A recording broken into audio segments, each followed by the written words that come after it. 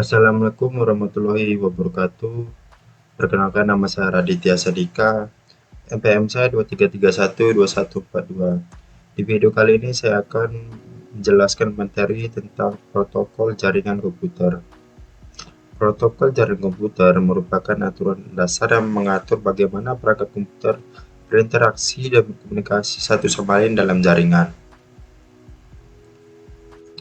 Apa itu protokol jaringan? Protokol jaringan adalah sekumpulan aturan prosedur yang mengatur bagaimana data dikirim, diterima, dan diproses dalam sebuah jaringan komputer.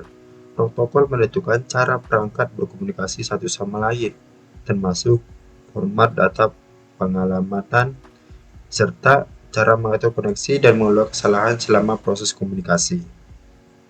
Protokol membantu memastikan bahwa informasi yang ditransmisikan dapat diterima dan diinterpretasikan dengan benar oleh semua perangkat yang dilibatkan.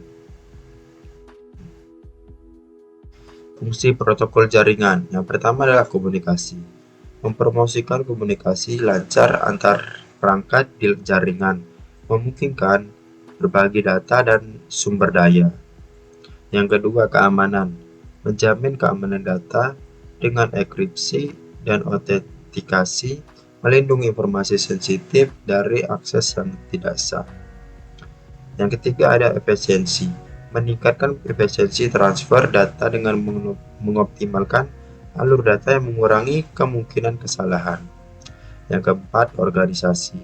Menyediakan struktur dan hierarki untuk jaringan kompleks, memudahkan manajemen dan pemeliharaan. Jenis-jenis protokol jaringan. Yang pertama, ada protokol lapisan fisik. Menentukan format fisik kabel dan konektor serta metode transmisi sinyal. Yang kedua, ada protokol lapisan data link.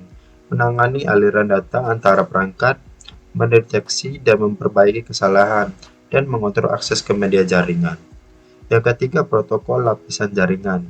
Mengelola rute data melalui jaringan, menemui jalur terbaik, dan mengendalikan lalu lintas data. Yang keempat, protokol lapis transport. Memastikan pengirim data yang terurut, menangani koneksi antar perangkat, dan kontrol aliran data. Yang kelima, protokol lapisan aplikasi. Menyediakan layanan memungkinkan aplikasi untuk berkomunikasi seperti email, web browsing, dan transfer file. Contoh protokol jaringan TCP atau IP. TCP menangani koneksi yang andal dan terurut, memastikan data tiba di tujuan dengan benar. IP menentukan alamat unik untuk setiap perangkat di jaringan, memungkinkan data dikirim ke tujuan yang tepat. Contoh protokol jaringan DNS, Domain Name System. DNS adalah protokol yang digunakan untuk mengoperasi nama domain yang mudah dibaca oleh manusia seperti www.google.com menjadi alamat IP yang dapat dipahami oleh perangkat jaringan seperti 172.217.14.206. DNS memungkinkan kita untuk mengakses situs web menggunakan nama domain alih-alih mengingat alamat IP numerik. Contoh protokol jaringan HTTP dan HTTPS. HTTP protokol standar untuk komunikasi antar web server dan browser, memungkinkan pengguna mengakses dan menampilkan halaman web. Yang kedua, HTTPS versi aman dari HTTP. Menggunakan enkripsi untuk mengamankan komunikasi antar pengguna dan server web, melindungi data sensitif.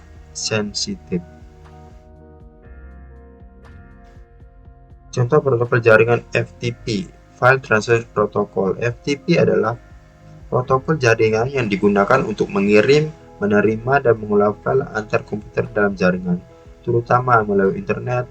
FTP memfasilitasi transfer file dari suatu perangkat ke perangkat lain dengan menggunakan koneksi client server. Implementasi protokol jaringan dalam kehidupan sehari-hari.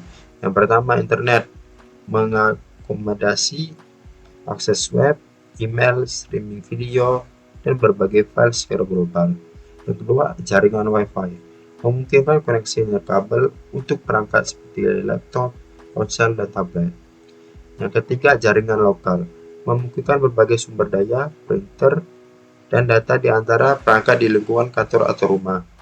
Yang keempat, perangkat load memfasilitasi komunikasi antar perangkat cerdas seperti smart home, sensor, atau wearable. Nah, kesimpulan dan penutupnya, protokol jaringan sangat penting untuk memastikan perangkat dalam sebuah jaringan dapat saling berkomunikasi dengan aman, akurat, dan efisien. Tanpa protokol, perangkat dan jaringan tidak akan dapat memahami satu sama lain, sehingga komunikasi akan gagal. Itu saja presentasinya dari materi yang telah saya sampaikan. Saya akhiri. Assalamualaikum warahmatullahi wabarakatuh.